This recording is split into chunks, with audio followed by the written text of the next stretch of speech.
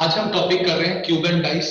ये इस तरह से हमारे पास क्यूब होता है और हमें उसकी 2 या 3 फेजेस दे दिए जाते हैं और पूछा जाता है कि किसके अपोजिट कौन सा है। तो सबसे पहले एक इंपॉर्टेंट चीज हमें ध्यान रखनी है कि एक स्टेप छोड़ के अपोजिट होता है। मान लीजिए ये है, ये ऊपर वाला पार्ट, ये एक स्टेप हमने छोड़ दिया, उसके अपोजिट ये नीचे वाला। अब ये वाला पार्ट है, एक स्टेप ऊपर से छोड़ दिया, ये इसके अपोजिट। ये है, नीचे से एक स्टेप छोड़ दिया तो भी इसके अपोजिट ये। यानी वन स्टेप अगर ये आगे वाला है, एक ऊपर वाला स्टेप छोड़ा, इसके अपोजिट ये। तो एक स्टेप छोड़कर हमेशा अपोजिट होता है। इस बात का आपको खास ध्यान रखना है कि अगर एक स्टेप छोड़ देंगे तो उसके अपोजिट हो जाएगा। अब क्वेश्चंस कैसे आते हैं, उसको सॉल्व कैसे करना है, वो हम देखते हैं। ध्यान दीजिए, अगर हमें डाइस की 2 सिचुएशन दी जाए,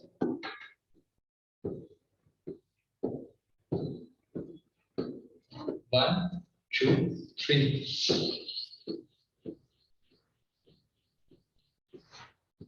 और फिर हमें दे दी जाए 3 4 5। तो अब हमसे पूछा जाए कि 3 के अपोजिट क्या होगा।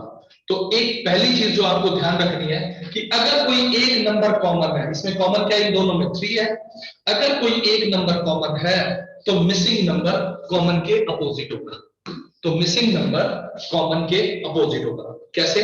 तो यहां पर मिसिंग कौन सा है, अगर देखें 1 2 3 3 4 5, तो मिसिंग क्योंकि 6 फेजेस होते हैं तो मिसिंग नंबर कौन सा होगा, 6। तो 3 के अपोजिट क्या आ जाएगा, 6। आप कहोगे सर ये तो तुक्का है, ऐसे रट्टा थोड़े ना मारेंगे हम। चलिए इसको सीखते हैं। इस डाइस को मैंने ओपन कर दिया, ओपन डाइस बना दिया।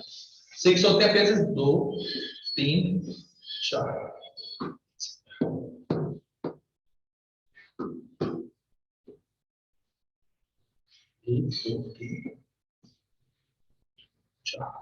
और ये इसके 2 साइड में, इसको मैंने ओपन डाइस बना दिया। अब ओपन डाइस बनाने के बाद मेरे पास कॉमन है 3, तो मैंने 3 को बीच में लिखा। 3 के साइड में कौन से हैं, 1 और 2, 1 या 2, इधर भी 1 या 2। ठीक है, दूसरी तरफ देखते हैं हमारे पास 3 के साइड कौन है, 4 या 5, 4 या 5। रिमेनिंग क्या रह गया हमारे पास, 6, जो कि यहां आना चाहिए। अब वन स्टेप छोड़ के अपोजिट होता है तो 3 के अपोजिट क्या हो जाएगा, 6। तो अब ये प्रूव हो गया कि 3 के अपोजिट 6 है।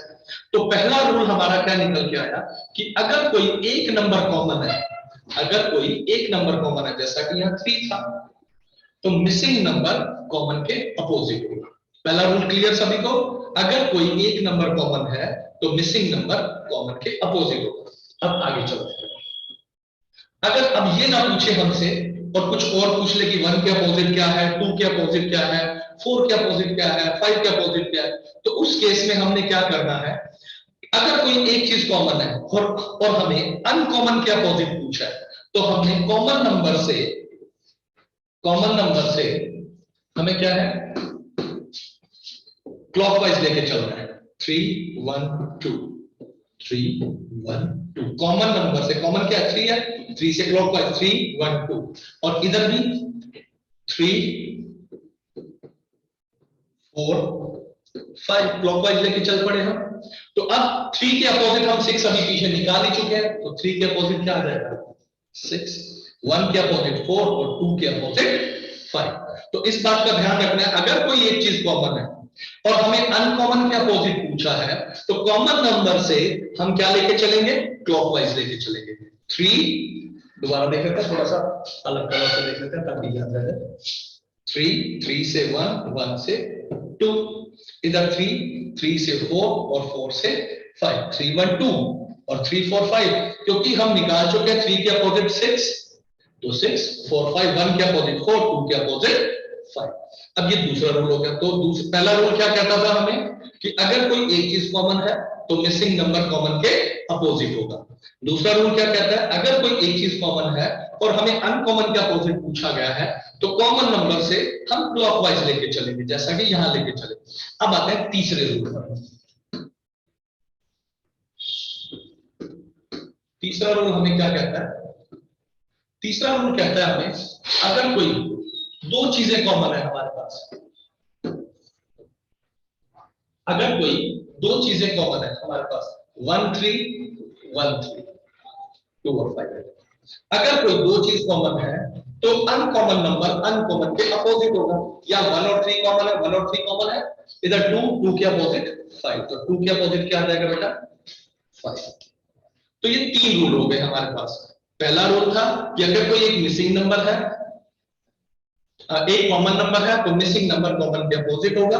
दूसरा रूल, अगर कोई एक कॉमन है और हमें अनकॉमन के अपोजिट पूछा है तो कॉमन नंबर से हम क्लॉकवाइज लेके चलेंगे। और तीसरा रूल कहता है अगर दो नंबर कॉमन है तो अनकॉमन अनकॉमन के अपोजिट होगा। या 1 और 3 है, 1 और 3 दोनों में है, और फिर हमारे पास क्या रह गया, इधर 2 रह गया और इधर क्या रह गया 5, तो 2 के अपोजिट क्या आ जाएगा 5। अब इसका फोर्थ रूल देखते हैं सर।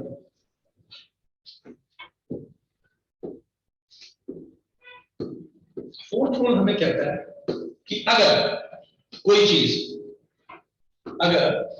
चीज हमारे पास कॉमन ही नहीं है, 1 2 3 4 5 6 इस तरह से दे दिया, अगर हमें ये चीज दे दी जाए 1 2 3 4 5 6, तो इस केस में अगर हमें निकालना हो तो कैसे निकालेंगे, हम हमेशा ध्यान रखना जो चीज दिखाई दे रहा है उसके अपोजिट वही केस होगा, यानी 2 के अपोजिट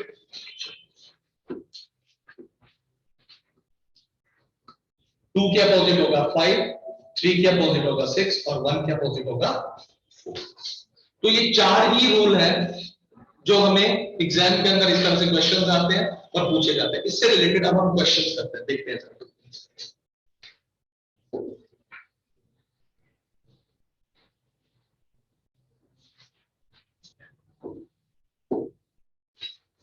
देखते हैं सर इसका।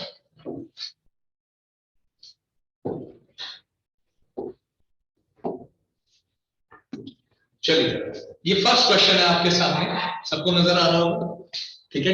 चलिए शुरू करते हैं। तो बताइए जरा इसमें which number is front of 4, यानी 4 के अपोजिट निकालना है। लगाइए दिमाग जरा, शाबाश। 4 के अपोजिट कौन सा होगा? देखिए 2 3 कॉमन है, इधर भी 2 3 कॉमन है। अगर कोई दो नंबर कॉमन है तो अनकॉमन अनकॉमन के अपोजिट होगा, तो 1 के अपोजिट 4 आ जाएगा, ठीक है। तो 4 के अपोजिट क्या हो जाएगा 1। This is our answer. बात क्लियर? दो चीजें कॉमन है, कौन कौन सी? 2 एंड 3, 2 एंड 3, तो 4 के अपोजिट क्या होगा 1। कोई भी तो उठा लीजिए, उससे आंसर वही आने, उससे कोई फर्क नहीं पड़ेगा आपका, ठीक है जी। अच्छा, अब इसके बाद अगर हम इन दोनों को लेके चले, क्या इससे आंसर निकलता है? देखिए जरा, इससे आंसर निकलता है क्या?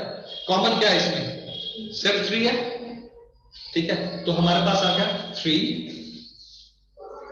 5 1, और इधर से क्या आ गया 3 2 4, तो 1 के अपोजिट 4 आया कि नहीं आया? देख लीजिए 3 2 4 क्लॉकवाइज लेके चले, इधर से हम 3 5 और 1 क्लॉकवाइज लेके चले, तो 1 के अपोजिट 4 आया कि नहीं आया? क्लियर है सबको? अगर 3 के अपोजिट पूछा होता तो क्या आता? नेचुरल सी बात है, सिर्फ एक ही कॉमन है इन दोनों में, तो 3 के अपोजिट क्या आ जाता? 6, क्योंकि अनकॉमन, ठीक है जी। क्लियर? आया समझ? चलिए आगे चलते हैं अगले क्वेश्चन। 2 3 क्वेश्चंस करेंगे, समझ आ जाएगा अच्छे से। चलिए इसके अपोजिट बताइए, 6 के फ्रंट में। शाबाश।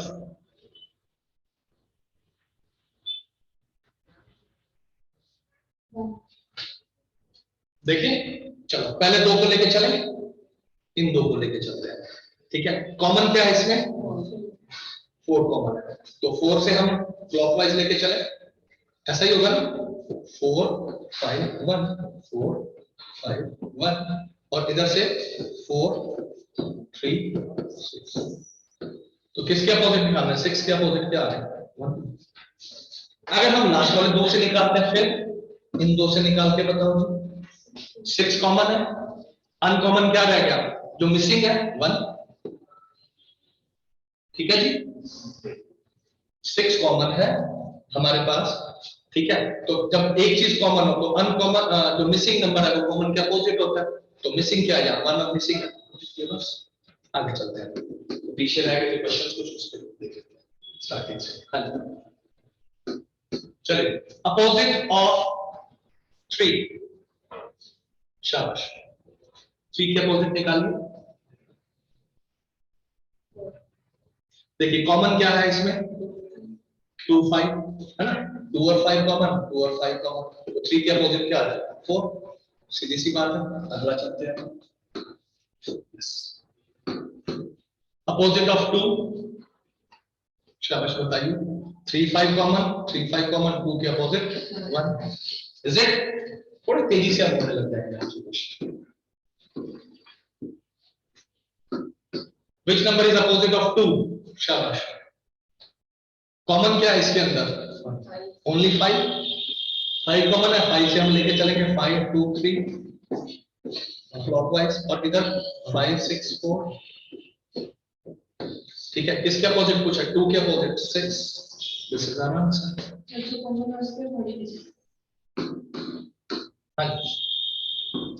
फोर्थ क्वेश्चन,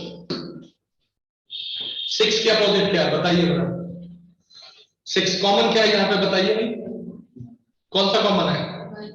1 कॉमन है, और कोई चीज कॉमन नहीं है, तो कॉमन से क्लॉकवाइज लेके चलो, 1 3 6 1 3 6, और इधर से 1 5 2,